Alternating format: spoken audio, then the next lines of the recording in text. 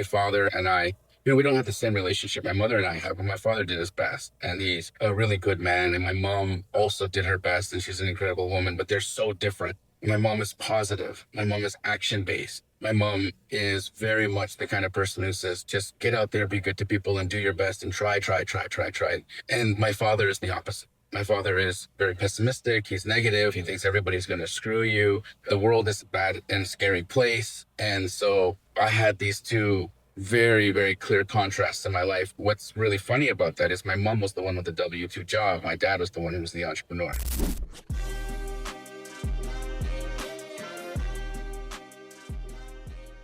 Hello, Jamil Damji here, and I'm sitting here with my partner in this incredible project that we have put together to look at the mechanics, the neurology, the cultural operations of failure, and how we, as a people, human beings, have really messed this part up. I have in my life 47 years worth of failures from a child, even learning how to walk. I don't remember the experience, but I can say to you that I know that through that process, I have created pathways in my brain that have at some points really stopped me and kept me stuck in certain situations in my life, and others where I have learned to use the failure as an opportunity to progress and move forward. And I've been able to, in my life as an entrepreneur, really use and understand failure as a tool. And I have had an opportunity to run into Rosie, who is an accomplished author and has in many ways really blessed me with the opportunity to tell my story and to show how fear and failure, for that matter, has really been a catalyst in my life. And thank you so much. I'm so excited to do this. And please tell people who you are. So my name is Rossie Cortes. I am a fractional CMO, worked with as a CMO for many corporations, even worked as a strategist for Fortune 500 companies. And through my 20 years plus of experience, I have worked with executives. It has been very interesting to me to see people that technically are extremely successful, suffering from imposter syndrome, suffering from different things, and how failure actually play a role in their success. How people who fail constantly were the people who were more successful versus the people who were so afraid of taking the step and failing, and they kept always looking for success and never reaching what if success meant for them. I have that experience. I have done many businesses, failed many businesses, was successful in others, and this book is an exploration of what my life and failure in my life and what that represented and how that benefited me to the point where I'm right now. And I was very fortunate that Jamil accepted doing this project with me. We are two different sides of the coin, and I think this is going to be a really big project. It's going to help a lot of people get over that fear of failure and failing anyway, because failing and failure is necessary for success. Excellent. Well, let's get started. Absolutely. So Jamil, what I you're a very successful person in real estate and many other areas, and you are now venturing into mindset. What intrigued you about mindset that you are taking that as something that is going to be your main focus for many years? Thank you for the question, Rosie. And it's interesting that your perspective, that of course, I've had a lot of success in the world of real estate, and that now I'm moving into the space of mindset. But what I would say actually happened in reality was it was mindset first that led me to the success in real estate. And when I look back at how it all happened for me, where the key moments were, and the pieces of the puzzle that I was missing, because I have a really interesting opportunity in my life, is that I've had major success a couple of times. And I went to zero once, where actually negative. I went to negative $2 million after have making 12 million in real estate. And I can tell you from that time in my life, the way that I operated, the type of mindset that I had, and then the ultimate result of what ended up happening, how I dealt with that is very, very clear that it was a mindset thing. It was a mindset problem. It was an energetic problem. It was the way that I was looking at life and myself, failure from the outside versus the inside.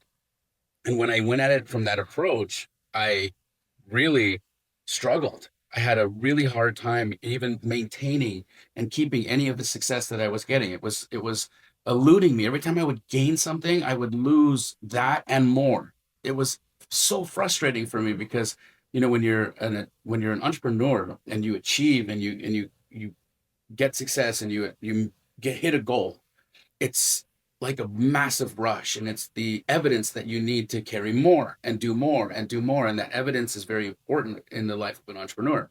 But when the evidence is showing you that sure you can succeed, but it's not meant to last for you, that's where I really knew I had to make some pivots. And this time around for me, over the last you know 10 years of rebuilding myself and coming into the moment that I get now and sitting here with you, I can absolutely say that it was a mindset shift, and it was starting from the inside that led me to the success that I'm in now and that I've been able to maintain. So in those moments where you're going through all this and the different phases in your life, were there moments that you felt that you were an imposter in whatever environment you were?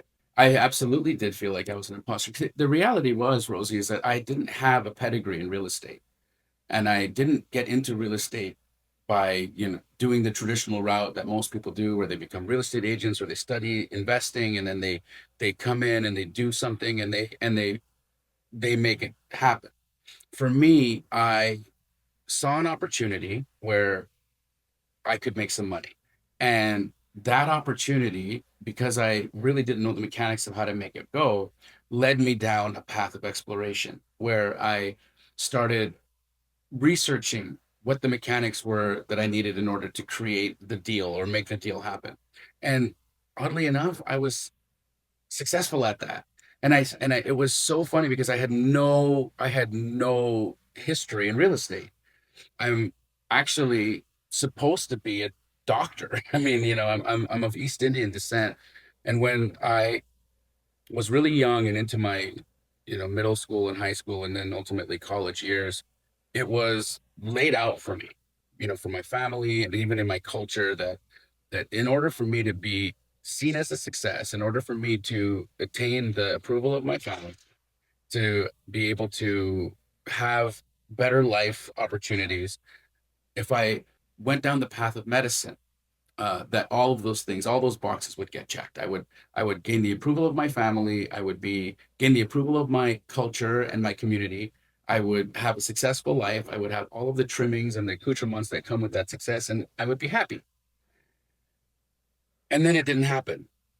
I studied really hard. I had a near 4.0 grade point average in my undergraduate degree in science at the University of Calgary, on the dean's list, all the things. I studied for the exam, the MCATs, and really did great on them as well.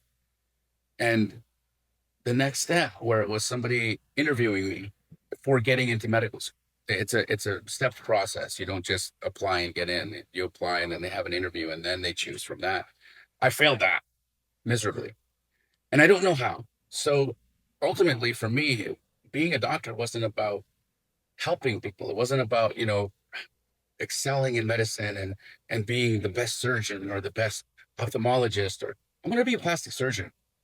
That's what I chose. And when I was asked, what type of medicine would you like to practice if you're successful in becoming a doctor and then ultimately picking a specialization, uh, and then they asked me the reason why. I said because they'd make the most money. So because I realized that for me there was a dishonesty there, right? Of or an honesty at least with myself of why I wanted to be a doctor, and I think that just didn't align with the individual who was interviewing me. And so the thing about it for me was that was probably the biggest failure that I can say navigate helped me navigate my life. Now, many people may have taken that failure and just said, maybe I try again. Maybe I, my parents were very much on that page. Like, Jamil, you've done really well. You have a great grade point average. A lot of people need multiple tries to get into medical school. Why don't you just give it another shot next year? And for me, the reality was that I had a realization when that happened.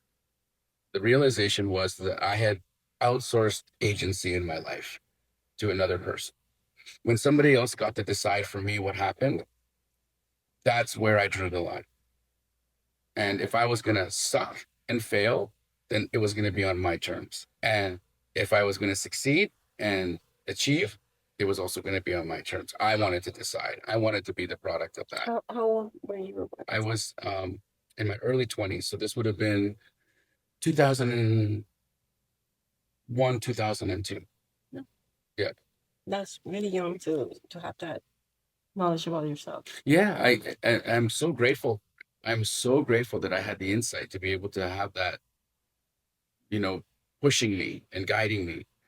And it obviously was a good thing. To me, it took me almost 4 years to get to that knowledge. Wow. I almost had a mechanical engineering Wow. degree. To the point where I said, like, oh no, this was not my decision, it was somebody else's. Wow. So family pressure as well, I imagine. exactly. Yeah. And the thing is, like, I love my parents are both alive still, and I adore them. My father and I, we don't have the same relationship my mother and I have, but my father did his best, and he's a really good man. And my mom was also did her best, and she's an incredible woman. But they're so different. My mom is positive. My mom is action based. My mom is very much the kind of person who says, just get out there, be good to people, and do your best, and try, try, try, try, try. And my father is the opposite. My father is very pessimistic. He's negative. He thinks everybody's going to screw you. The world is a bad and scary place. And so uh, I had these two very, very clear contrasts in my life. What's really funny about that is my mom was the one with the W-2 job. My dad was the one who was the entrepreneur. Very interesting. Yeah. And, they weren't very successful entrepreneurs. I'll tell you that. Him and his brothers all had a truck stop together. And, it was a hard life. My mother, on the other hand, she worked at a W-2, but she was joyful. She was happy. And that was the thing that I noticed as well. So how your upbringing in the culture shape your vision or your perception of what failure is? In my family, and maybe this may not be cultural, it could be, but I can just say, in the micro, my family, we were very competitive in the sense that my dad worked with his four other brothers, and they had a car wash that they owned together, a truck stop and car wash. It was one of those with the pressurized wands, and so these big semis would come and wash their trucks at their place, and the brothers would all be there all day long. They would work 12-hour days, and they would all talk about their kids and how great their kids are doing. Because I come from a family of geniuses. It seemed like every one of my cousins is a doctor or a dentist. Every single one of them. I don't have one. Actually, that's not true. I have one who would also be considered the black sheep like me, but that's it. Everybody else is of highly regarded medical profession. And so when they would be in their work, talking to each other, telling each other about how the kids are doing, and we were all in the same age groups, and so we were writing the same tests and having the same grades, or having the same reporting seasons, and so they would come to their work, and they would compare, and I would never win. I was always like the worst of all of them. Even though I was great, I just was a little less great than my cousins. And my dad felt like a failure as a result. And he would come home and he would bully me about it, and would be so angry. He would get so mad that we were giving him nothing to be proud of. And he would come home and he would yell at my sister and he would yell at myself. And like we were shaming him and making him the laughing stock of his family and all the stuff. And it's like, but I got an A minus. Like, why are you a laughing stock because I got an A minus? Is it a It's not an A. And even if it was an A, but what was your percentage? Like, I want to know the percentage because even A's are A's, but they're not all created equal, Mhm. right? And so even at that level, there was competition. And so failure in my family was evil. It was a reason to be yelled at.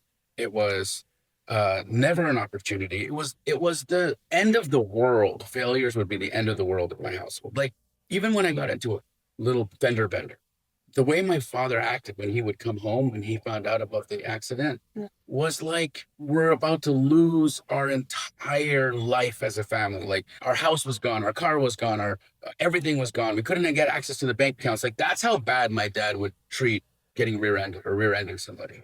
And so failure for me was something to hide. And so I hid it in I remember in middle school I was given detention. And while detention was happening, it was after school. And so it just so happened to be the time when they were printing the report cards in the office. And I was having detention in the office. And I'm watching the report cards getting printed and I'm seeing the paper that they're getting printed on. And I realized that I should take that box of paper because now I can make my own grades. And so I did. And so I hid my failures. I mean, I was making fake report cards even though I was getting great grades. I was doing that just so that my dad would, lay off and be a little nicer to us and like not freak out. I did ultimately get caught, and so that didn't end up working out for me as really well. But like that's what failure was. Failure was something that we had to hide. Failure wasn't allowed. Failure was definitely a negative in our family, and I don't know if it was like that in all of the households to say that if it's a cultural thing or not, but in my family, it was very negative. Can you recall in those moments if failure felt more physically or just mentally? Oh, for sure, both. For sure, both. Because you, one of the biggest fears I think that I had as a child was disappointing my parents, more so than actually failing in real life. The real life failure really didn't matter to me. The disappointment of my family, of my mom and dad, was what really mattered to me. And so, yeah, I would feel it in my stomach. I would have like a pit in my stomach. I would feel like physically almost ill from it. And so it was both physical and psychological. I think they call that psychosomatic, and that it has a mental and a physical component to it. I was definitely both. At that point, did you have like anticipation of failure? Like, did your that anticipation of disappointing or if I do this, I might disappoint. Does that stop you from doing things that you wanted, that you knew that you were meant to do? In my earlier years, yeah, I think so. I think I was definitely at some level stuck. At some level stuck, but the things that I was stuck at, I also realized I didn't like. And so here was the thing. I was diagnosed ADHD. And so I didn't enjoy studying science. The only way that I could keep myself in the seat was lots of drugs. And they give you all the medication, right? And it's practically methamphetamine if we're being honest about it. It's the most terrible chemicals that you can put in your system. It's the worst. But that's what I would do to myself. I would I would eat handfuls of stimulants to just keep my butt in a seat so that I could get through what I needed to get through in order to do it. So I think I had the drive to stop. But I think that inside I really wanted to stop and I really didn't want to keep going, but I overcame it artificially. It's interesting listening to you because I can see the parallels between your background and mine. In my case, I Hispanic. I'm from Puerto Rico, and my family was very focused on success. My brother was supposed to be either a doctor, engineer, lawyer, whatever. He actually became a doctor. In my case, So your parents are proud of one of them. One of you. kind of. Yeah. And in my case, if I was not going to be a mother and stay-at-home mom, right? I should be a lawyer, a, an engineer, a doctor. And of course, I decided to be an engineer. Mm-hmm. And in the terms of school, my case, it was that school was easy for me. I would have eight, like the highest grade in the class, me and my best friend. And I will have to actually hide it Wow. From your family. from my family. I could not be the highest because at the same time I had a cousin that we're a big family. I have like 20 cousins, I'm in the and they were same kind male, of thing too. Lots of. and they were male, so I could not have a higher grade than them. Oh wow. So I had to hide it. So at school I was very successful, but at home I had to hide that I was actually that good. And I through my whole life I did the same. I went to college, chose a career that I hated because I was supposed to be an engineer. And then when I was 22, that's when I was like, no, engineering is not for me. Wow. And how did that go over at your house? At that point, I think they already gave up on me. Okay. Okay. um, at that point, my brother was already on the way of being a doctor. Okay. He was also one of the highest on his, cohort for medicine school. And I had proved myself with the grades and stuff in engineering. So they were proud of that, of course. They have at that point, without meaning to label myself as failure. And at that point, I internalized that message. I'm a failure. It didn't matter how much good things I did or how many awards or whatever. I was still a failure. So that's when I became the imposter. Mm, Because I'm fooling everybody with my good grades because internally I'm a failure. right. And I think for me, I was fooling everybody because I was embellishing my grades because I had to make them a little bit better. They had to be a little more.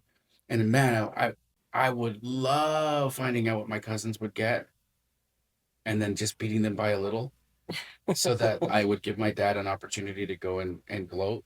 It was all about him. It had nothing to do with me. It had Yeah. nothing to do with me. So I also was an imposter too Yeah, because I knew that I really wasn't the person that he was bragging about. exactly. Yeah. It's interesting how two people with such a different backgrounds and even different countries, we go through the same thing in terms of failure, imposter syndrome.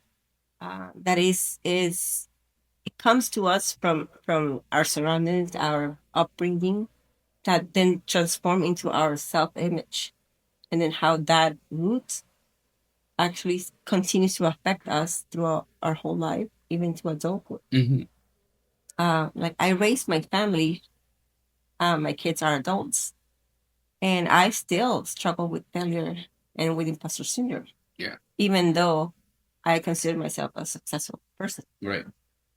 And that's why this book is so interesting because just like you and me, there's thousands and thousands of people. Millions. And we dare to face failure and do it anyway.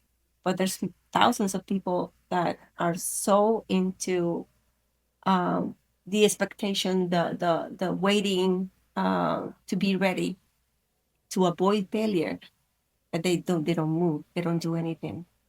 And hopefully this work that we're doing together will change that for many people.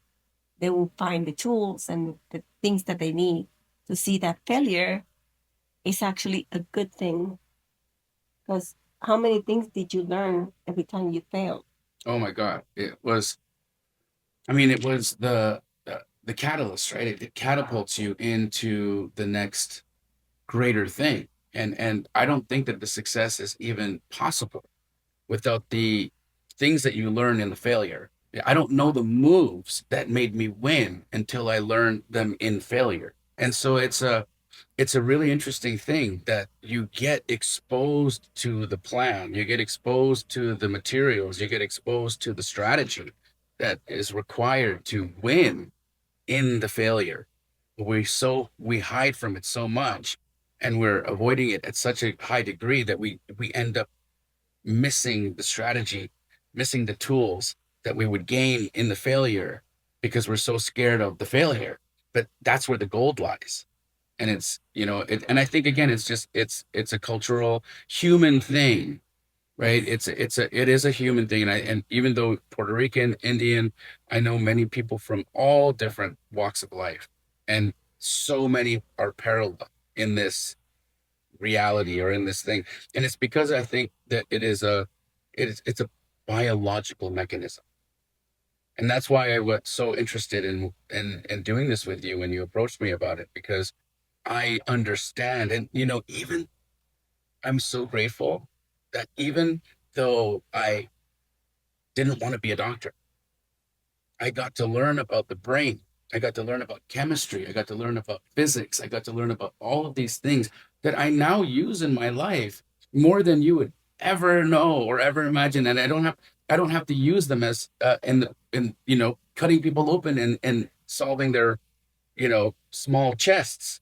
It's in another way, right? It's in a whole other way. I get to understand why my brain lies to me, why it selects certain pieces of information to present so that I have a skewed version of reality, and how to bypass that so that I can actually achieve the things that I'm wanting to achieve. So this is a really fun thing for me because I get to use parts of my life that I thought were a waste, um, in a way that I think is going to be super helpful. So thanks, Dad.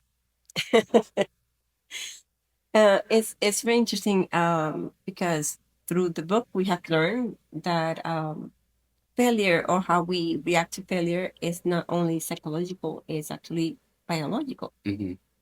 And how when we are afraid of failure or afraid of trying something that is new, and where we are afraid of failing, it actually activates parts in your brain that are the same parts of your brain that get activated when you're in danger.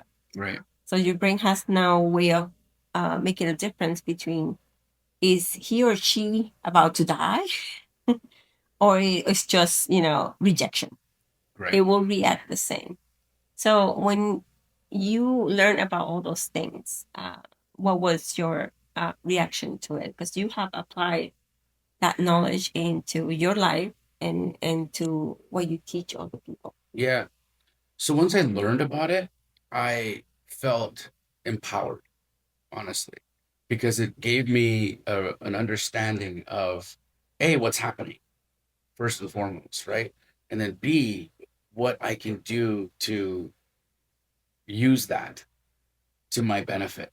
And it's such a unknown skill that I hope this whole thing changes, because I think that the reality is that when you can start to see the way that it works, and you understand identity and image and like what that means, and actually what is it, what it truly is, because these ideas that we have of ourselves, they're contrived, they're made up, and we use it, we create these ideas of ourselves, these identities, these fictions based off of events that we also, for the most part, fictionalize.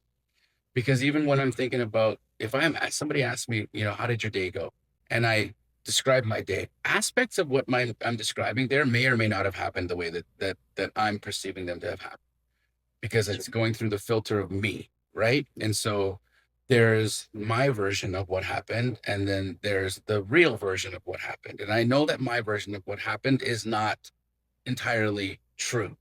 So when I'm creating these fictions in my mind, and I'm stacking these fictions on my mind, and I'm stacking the evidence, which could be fiction, in my mind, and then I'm creating this identity of myself, all built out of fictions. Then I also realized that my identity is a fiction. And so if that's a fiction, well, then why don't I write a better story? That's great. And it's interesting you mentioned that because what you're doing is creating the pathways that will define how you live the rest of your life. Mm-hmm. So the person that is not defining their life like you are, they're probably picturing what could happen and creating pathways based on fear that get more established in the brain. So it's easier for the brain to go to fear than through the path that you are creating, which is, the life that you want and the perception of your life that you want, right? Right. So, and you use that a lot of in when you're talking about mindset and when you're doing your mentorship on mindset, right? Creating those new pathways in the brain through breath work, through meditations, even the conversation that you're having with the people that you're mentoring. You're trying to create a new pathway. I'm not saying block the older one, but creating a new one that is more cemented. And every time that the brain faces itself with that situation, instead of taking the fear route, let me take the right pathway. Right. And that's one of the things that we're also trying to create with this book. So now that you have all this knowledge, right, and you look back at your 20-year-old self, what would you have told that version of you? You're exactly where you're supposed to be. Really. Though, like it's the most beautiful thing that I know, that I'm exactly where I'm supposed to be, even in the hard stuff, right? Even in the really hard stuff, even in the bad decisions, I was exactly where I needed to be. And that is so beautiful because I wouldn't change a thing. There's so many people that you can ask that question, like, what would you go back and tell yourself? If you have a time machine, what would you go back and tell yourself? And so many people have advice like, oh, invent Uber, or hey, there's this thing you're going to do on the internet. It's called Facebook. There's a guy named Mark Zuckerberg. Kill him, and you're going to invent Facebook. Okay, it's like you could, yeah, maybe that would be the thing that you would do in the time machine. But the reality is I'm so grateful for all the things that I have in my life, the people, the experiences, the feelings, all of it. That I know that if one thing changed, none of that would be there. Exactly. So usually when I somebody asks me a question like that, like what would I tell my younger self? That question is based on if you have regrets, right? And from this is my personal point of view. Even if things happen that were not good, even if I face failure, even I have to hide part of myself just to make sure that others know, what they want to do. I have no regrets because that person made me who I am today, Exactly. and I will not change anything. So I cannot go and say like, oh, I will tell my younger self this and that, because then I will not be me, which is the same thing that you're hmm saying. hmm I think that's a big reason why we resonate so well together, and this is becoming what it is. And so I'm grateful to have even had an opportunity to have met you. And so this is all, again, it's such a beautiful orchestra, that all the Yes. little things that are necessary, all the moving pieces. It's like I think of my life the way that I would look at the complications of a watch, right? And if you've ever looked at the complications in a watch, they're dramatic and so many incredible gears and things moving and turning, and everything has to be going on the way that it's going on, and all these little moving pieces are happening in all these different aspects, and all of them do these little things to create, Exactly. right, to move the second hand a second, all of these complications for that process. And so then I realized that that's life. There's all these little things going on. There's all these little motions over here, things happening over here, things happening over here, for these things to happen, for that to occur. And so it's crazy. It's really, really, really beautiful when you can look at it from a little bit of a higher perspective and give yourself more space to see. And also, it really helps in feeling okay with all of it, to be able to have less judgment of yourself. And then I think that gives you the permission to keep going. That's true. Yeah. So going back into your history. So can you define a moment that you had uh, that you failed at something that was the thing that actually triggered future success? Like what was the moment that you felt maybe at your worst, but that moment gave you enough information on what you needed to do to succeed? I think it was the not getting admitted into medical school. I think that right there was so pivotal for me because I was going down a path of life and I could have held on that path. I could have kept going down that. I could have kept trying over there. And that, ultimately, it would have worked out in time. Then I wouldn't have all these incredible things that are here right now. Right. And so I do think because I wasn't planning on being an entrepreneur. That wasn't the reality is that once I didn't get into medical school, I decided that I wanted to take a little bit of time off and hang out with some of my old friends. And I come from a world where those friends aren't the greatest people. And so I ended up getting arrested in that time and facing some pretty, serious charges. And it was pretty terrible. And so look at the contrast of this guy, right? Near 4.0 GPA, really high scores on the medical school entrance exam, doesn't get admitted into medical school, and is in a prison cell. Right? Yeah. Wow. Now what? Because you think I can get into medical school now with this thing on my record? You think I can go and walk into any corporate job and get a job and be successful with this record? Not a chance. No one is going to accept me. Now I've really done it. Right? And so I had to be an entrepreneur. Because if it wasn't going to be me, if it wasn't going to be me deciding, if I wasn't going to give myself permission, then nobody else was going to do it. That failure obviously led to another failure right afterwards because that wasn't really good decision making. But it ultimately brought me here. And so I love entrepreneurship, but I didn't set out in the beginning to be one. In fact, like if we're gonna really, really like dive deep into the psyche of me as a young boy, I really wish I could have just been a 90s gangster rapper. But I'm an Indian boy who grew up in Canada in a suburb, so I don't really have a lot to talk about in that regard. So here we are. Here we are. Um, so in terms of the research that we have done, right, we have learned that there is the two type of mindset, right? The fixed mindset and the growth mindset. Based on our past, right? We have the growth mindset, which is you learn from your mistakes, uh, learn and then try it again. And fixed mindset, which is they fail, then they adapt that failure as their identity and do not try it again. Right. So our goal is to help people in both areas, right? The people who have the growth mindset, who are willing to learn from us and to grow.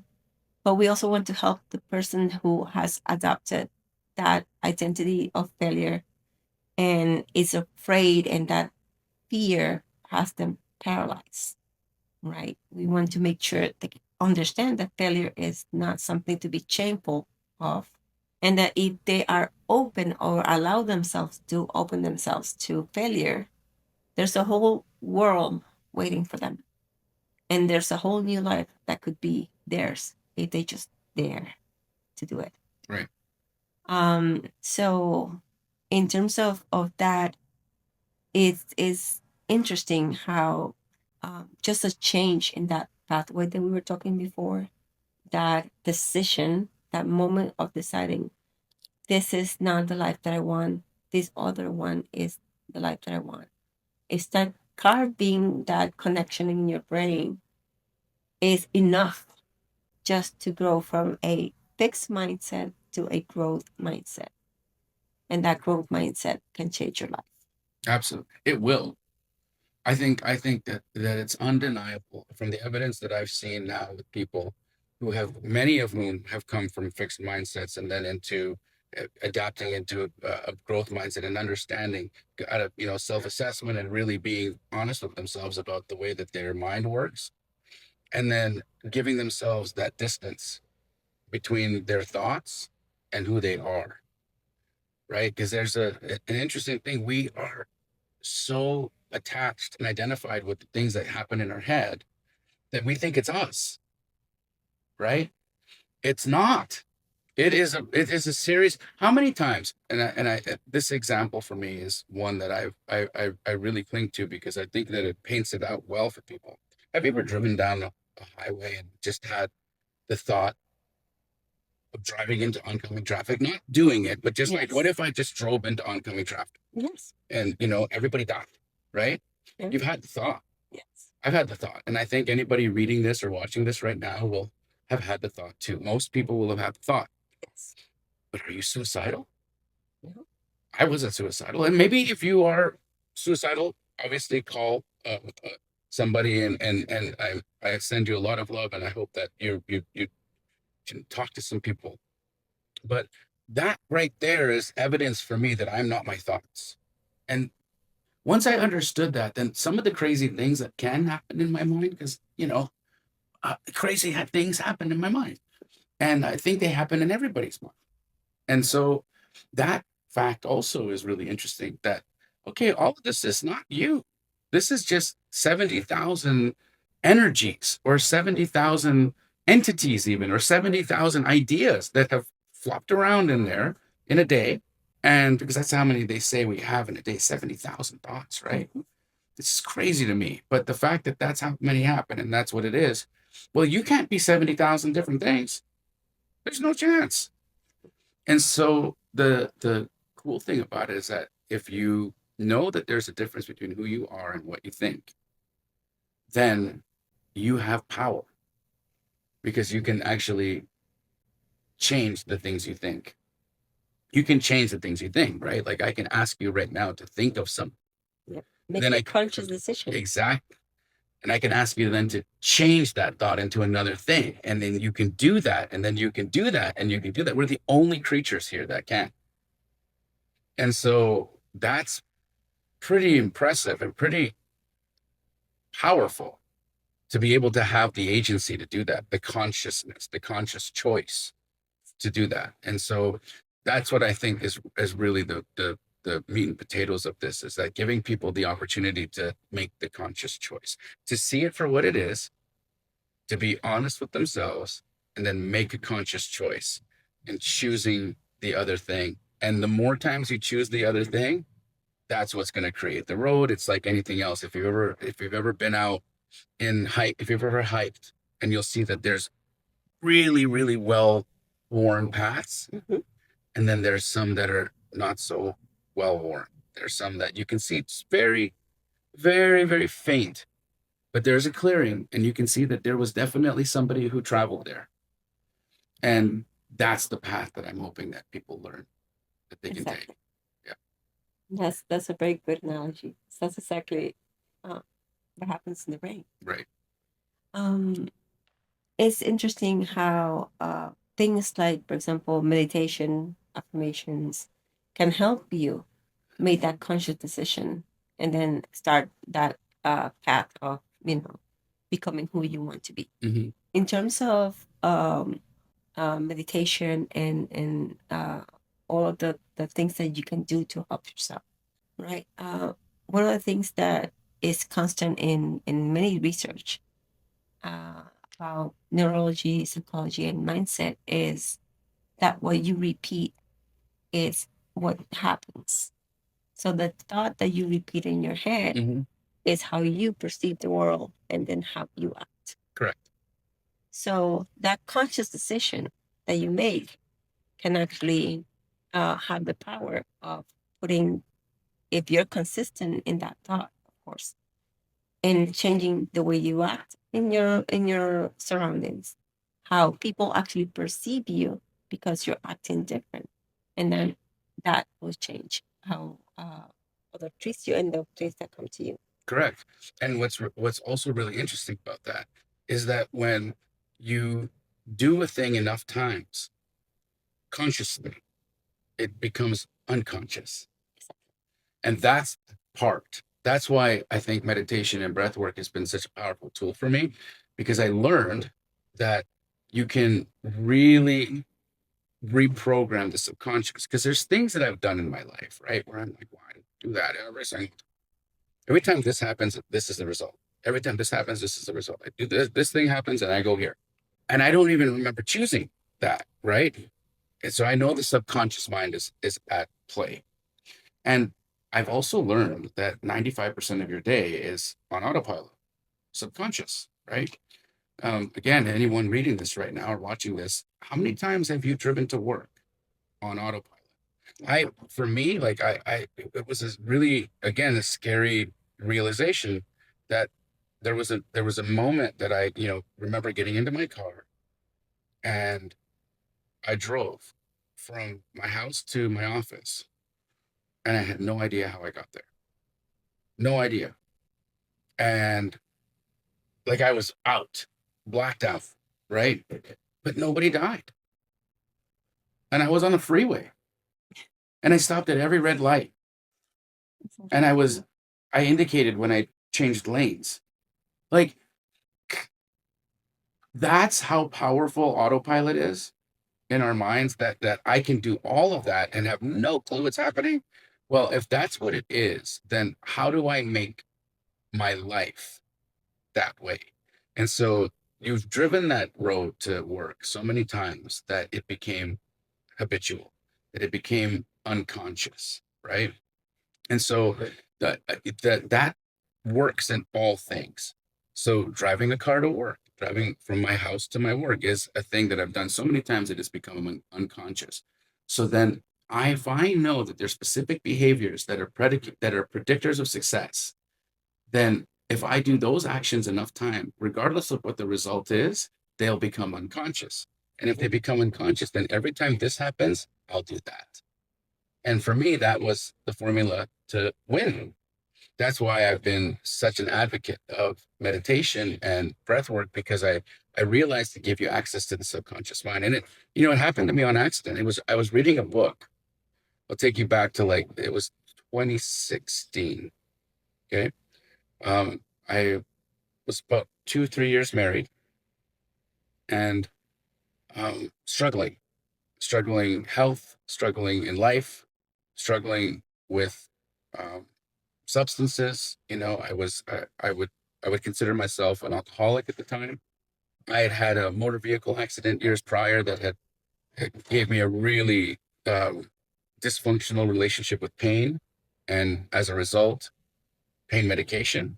And when you take the two, alcohol and pain medication, and you put them together, it's a recipe for a disaster, right? And so here I am in this life, drinking every night, addicted to pain medication. And I get this book in my hands called You Are a Badass by Jen Sincero. Mm. I'm reading this book, and Jen says that everyone she knows that's successful meditates. I don't understand the mechanism. I don't know why it works. I don't know how it works. All I know is that everybody who I know who's successful does it. So maybe you should try it. I mean, that's pretty much what she has to say about it in her book, right? She doesn't dive into any mechanics. She says if you're interested in it, there's this app called Headspace. You should, give it a try. So I download the app, and I think the guy's name is Andy. I like British people, but accents are hard for me sometimes, right? So I'm like, maybe this doesn't make the cut. I don't. So I'm I'm listening to this meditation, and I'm like, what the hell is this going to do for me? Those are the thoughts going on in my head. How is this going to help me be successful? What are you thinking about? But what I do realize is that, the headache that I had a little bit It's gone. is now less. So that's a fun thing, because I didn't have to take a handful of Vicodin to get that. So, okay, well, hey, maybe this is my hangover cure. So the next day I do it again, and I do it again and again and again and again. And then what was really funny is that one night I was like, maybe I don't need this beer. It's amazing. And then my life just kept getting better and better and better and better. And the things that were no longer really im- needed in my life or necessary would fall off. These things just started to fall away. I never stopped drinking. I never stopped. It just stopped happening. What do you think is that happened? What happened in you, in your brain, in your perception of the world with those meditations? What I think happens is that and again, thankfully, because of some of the physics I took in college, I learned about quantum physics. And I started to understand that there's this place that exists in an energetic dimension, if you will, where everything that we see out here exists in another form. Also learned in school about particle wave duality. Everything in physical reality has both a particle nature and a light nature, wave, and that all things can be either particle or wave. And what's really interesting about it is that consciousness and observation is what collapses the wave function of something and solidifies its particleness. So I think what's happening is that you are focusing on something in that field, in that world, in that dimension that exists in energy. And because consciousness or observation of that thing is what collapses it into physical reality, I think what's really happening over there is we're creating new realities. I think you're choosing new from this infinite world of possibility that exists. You're in there deciding, choosing, and it's collapsing the other possibilities, and then it becomes real in your life. That's what I believe is actually happening at a on a scientific level. I think that's what's going on. Now, they'll call that law of attraction, they'll call that woo woo, they'll call that, so manifestation and all these little things that they people like to separate from actual like science. They'll say that's pseudoscience and this is science. But science has proven that now, Yes. right? Even with entanglement, the idea of things having an entanglement to it with each other, right? The reality of that means is that there's a fundamental connection between everything. And if that's base and everything is connected, then don't I have access to make something come to me if I want to? And so that's what I'm doing in there. And it was in the beginning, I think, an unconscious thing. I didn't realize what was going on, but I was playing around in that little world, in the dimension. And as I got more and more and more into it, and as I learned more and more and more, and I started experiencing more and more and more, and I started seeing my life changing. I mean, Rosie, I went from really struggling to finally getting into a situation where I was making 10 grand a month. And 10 grand a month to me was like, oh my God, I'm rich. And so that reality that I'm, important or capable thing, um, that for me, I think was ultimately created in that space. And then it happened here. And after getting to a place where I was making 10 grand a month and feeling really good about myself, I remember that was kind of a ceiling in my head of like what was success. And then a friend of mine, Brent Daniels, he's a real estate guy, and he called another friend of mine, Pace Morby, myself, and a few other real estate entrepreneurs into his office one day. And it was the new year. I think it was January 2nd. And he said, we're going to do a goal writing session here. We're going to mastermind with each other about what we're wanting to accomplish income wise over the next year. And he asked me, how much money do you take home and how much do you want to take home? And I was honest with him. And I said, I take home 10 grand a month. And I mean, like, man, if I could double that, holy crap, would be like, I don't even know what I would do with the money. So that was my answer at the time. And then it became his turn. And he said, yeah, I'm taking home $160,000 a month right now. And I'd really like that to be 250,000. And I spit my shit out. I couldn't believe that that was even real. You make how much money in a month? You said a month, right? You misspoke that. That's not real. That's a year, right? It's like, no, I take home $160,000 a month. Take home. Take home. That's real? You can make that kind of money? Yeah. Huh. Now it's a far away from 10 grand, right? Absolutely. But as soon as I realized that it was possible, and I went back into that little world and I started focusing on it, Rosie, it was under a year. Under a year. And I remember a month where I took home $160,000. And I was sitting there looking at it thinking, holy crap, that's this is real life. And then it just got better and better and better and better from there because I just realized that I was making my own limits. And so like why limit it? Yeah. And that eventually evolved into money mindset. It did. And that's the mastermind that I put together, the energy of money is really about that, right? It's treating money as an energy. It's looking at it from the laws of thermodynamics and the laws of quantum physics and understanding it from a vibratory and frequency level and really figuring out how we can tune ourselves into a reality that we want in our life. Because everything has a frequency. This room has a frequency, right? And jail has a frequency, right? And so like I've been in both. So I know what frequencies that I don't want in my life, and I know what they feel like. And I also have seen frequencies that I want in my life. And that is what I think it means when people say that you are the average of the 5 people you hang around with, because they're all vibrating too. That's true. And you can't help but create resonance. Resonance is actually a scientific thing. When things are of like vibration, they resonate with each other. And they attract each other. And they do. Yeah. You have to be at the same vibration to attract that vibration. And that's it. And honestly, I think that's the secret of life.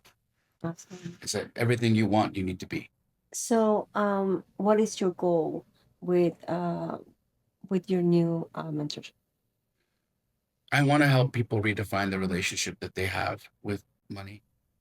I think it was my greatest pain growing up. I think your biggest trauma becomes your gift to the world if you heal it. Yes. And that's why I think I was given the trauma of money. I think that's why it was such a big thing for me. It was why I wanted to be a doctor. It was the thing that my grandmother's first name was Money in another language, but her first name was Money. And you want to know what she used to tell us when we were kids? We will never have it. We don't have money. We will never have money. We're poor. We're poor people. And that's the trauma. And I had to relearn that whole thing. I had to deconstruct the relationship that I had with money. And I had to then understand it. And then I had to then see there was different paths to it, which is what I think created the first success and then ultimate failure, and why it's been different for me this time. So, now that you have contact with so many people in so many stages in life, what can you tell me about imposter syndrome in successful people? Oh my God, that I have it right now, even. I have it all the time. Yesterday, I walked into a room. I was asked to speak at a mindset conference, and I was running a little late. So they had started without me. And so when I got there, I walked in, everyone started clapping. And in my head, who the hell are these guys clapping for? But it was me, right? But that even at that moment, I had a glimpse of it. So I don't think it leaves. I don't think we like beat it out of us or but it's a character. I now look at it as a character that has a script in my life. And they're just one of many characters. And Imposter Man is holding a script. And he says his lines dutifully. He plays his role as well as he can. And I think that all of us have it, really. I think that if people are really being honest with themselves, that more than 70% of people actually have imposter syndrome. I think it's probably closer to 100% of people with imposter syndrome. 30% of us are unwilling to admit it. Could be true. And so I think that the truth is that it's as fundamental as eyes to being human, or like, a brain, or like walking. It's an imposterness. The concept of I am not enough, or I am unworthy, is one of our most common misconceptions of who we are. And once you can kind of get to that, then I think you can understand the imposter and then learn how to navigate it. But I don't know anyone who's successful that doesn't suffer from it. I really don't. It's a commonality that exists in all aspects. I think maybe the only people who I can say may not have it are those who are delusionally optimistic, right? But I think there's also mental illness there. And that's okay, because the delusionally optimistic people, they usually get success too. Because they're so optimistic that they're almost delusional about it, and they just can't help but succeed. They don't have the fear of failure. They don't have the fear of failure. It doesn't exist for them. If you see so many people who are successful and they suffer imposter syndrome, that means that they kept moving Mm-hmm. regardless of having imposter syndrome. And that imposter syndrome also creates fear of failure, because that's one of the things, right? So what is the difference then? That they're successful regardless of having imposter syndrome. What made the difference there? Action. 100%. It's action. Because it's like, the thing about it, I think, is you get a feeling, right? And whatever that feeling is, it could be good. It could be positive, a good feeling, or it could be bad. It could be a negative feeling. And the positive ones, we don't have to be convinced to keep doing the thing that gives us a positive feeling, right? That's why, like, the reward system and dopamine, and why so many of us are like addicted to our phones, or whatever it is. The process of becoming, habituated to something is widespread and very well researched, right? So we already know why we do things that feel good over and over again. But it's like, why do you do things that feel bad and continue to do them? And so, like, an addict can know that the drug that they're taking is really bad for them, but they push through it anyways. Well, if an addict can do it, then why can't I? Right? Yeah. I mean, if they can push through knowing that this drug right now is destroying my life, but you know what? Yeah, anyways, let's just get it done and get it over with. Well, that is pushing through an uncomfortable thing, and it's really just that. Can you push through the uncomfortable feeling of, like, I don't have enough, or I'm not good at this, or I didn't prepare, or whatever it is, whatever the lies in your mind, or maybe even fact, sometimes you're not prepared, but doing it anyways is the thing. Yeah. Do you think that knowledge of the biological part, the neurological part of failure, how the brain perceives failure, and how your psyche perceives failure, how is that going to change the lives of people? I don't think anything happens Mhm. until you're aware of it first. Awareness is the step one. So I hope that what we do here opens people up to becoming aware, because I think that once you have awareness, you can go to step two, right? So my belief, my hope, I think your belief and hope is out Yeah. of the culmination of what happens here, that you'll have a new awareness of this reality, and you'll actually start to see some of the mechanisms at play in your life, and be like, oh my God, that just happened. And so then once you're aware of them, you can't deny them. And then that, I think, creates a cascade effect, a domino, if you will, of the next and the next and the next and the next and the next. And so, whether or not somebody takes this book and, they seemingly read it, or they read it and then maybe they even feel they don't do anything about it, it'll change you regardless, because you cannot not know something, Exactly. You right? cannot unlearn You it. can't unlearn something. So my last question for today: what is your internal conversation right now that you're successful? What's your internal conversation when you face failure? My internal conversations right now are they're interesting because I used to have a lot more of them, but my mind has gone pretty quiet That's good. over the years, in the practice of being mindful. It's the chatter has really like dissipated. The uncontrolled chatter has dissipated. And so I'm super intentional about the conversations I have with myself now because I do them on cue and I do them in meditations and I do them purposefully. And so they also can and have to elicit a lot of emotion in me in order for me to know that what I'm doing is going to be effective. Because I think the thought is a thing, but I think the feeling that gets associated or generated from the thought, that's where the power lies. Right. And so now my conversations with myself are very, very much about where I see my target and I embody the target. I don't have to tell myself that I am the target or that I want to be the target. I remind myself that I already am the target.